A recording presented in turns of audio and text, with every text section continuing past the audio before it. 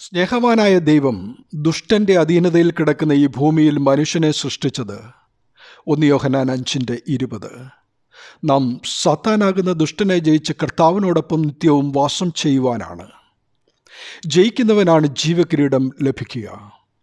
നമ്മുടെ ലോകജീവിത നേട്ടങ്ങൾക്ക് വേണ്ടി വിദ്യാഭ്യാസവും മറ്റഭ്യാസങ്ങളും ചെയ്ത് ഓരോ ക്ലാസ്സും ജയിക്കുവാൻ നാം പാടുപെടുകയാണല്ലോ. ലോകജീവിതത്തിൽ ഏഥനിൽ ദൈവം മനുഷ്യനെ ദിനവും സന്ദർശിച്ചു.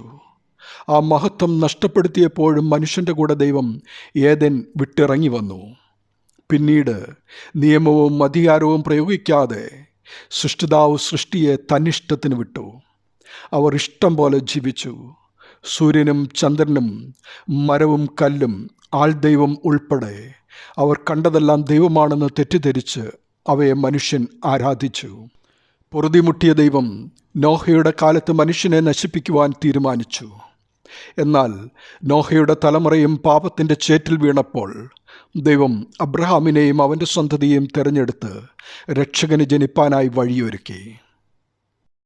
തൻ്റെ സൃഷ്ടിയോട് കരുണ തോന്നി ദൈവം മോശ മുഖാന്തരം തിരഞ്ഞെടുക്കപ്പെട്ട ജനത്തിന് നിയമം കൊടുക്കുകയാണ്. ആ നിയമത്തിലൂടെ യഥാർത്ഥ ദൈവത്തെയും സൃഷ്ടിതാവിനെയും കാണിച്ചു കൊടുത്തു.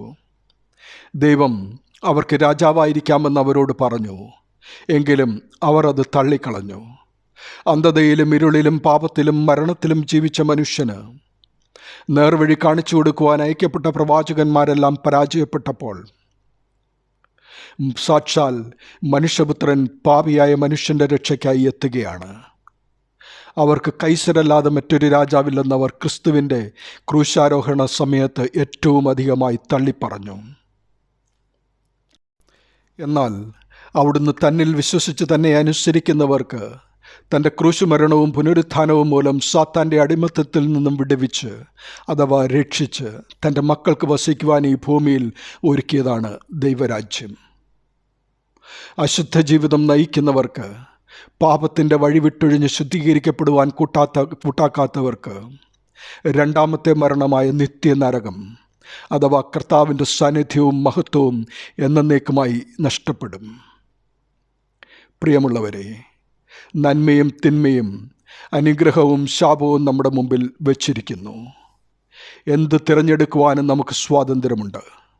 പക്ഷേ അതിലൂടെ ദൈവമക്കളാരെന്നും കലഹത്തിൻ്റെ നായകനായ സാത്താൻ്റെ മക്കളാരെന്നും തിരിച്ചറിയാം. ദൈവമക്കളായി തീർന്ന് എന്നേക്കും അവനോടൊപ്പം എല്ലാവരും ജീവിക്കണമെന്ന് അവിടുന്ന് ആഗ്രഹിക്കുന്നു. അതിനായാണ് സ്നേഹവാനായ ദൈവത്തിൻ്റെ ക്രൂശുമരണവും പുനരുത്ഥാനവും. പ്രിയരെ, അവൻ സത്യമായും സത്യമായും ഉയർത്തെഴുന്നേറ്റു. അവർ Christ is risen. Yes, indeed he is risen. നമ്മുടെ കർത്താവിന് എന്നേക്കും മഹത്വം. ആമേൻ.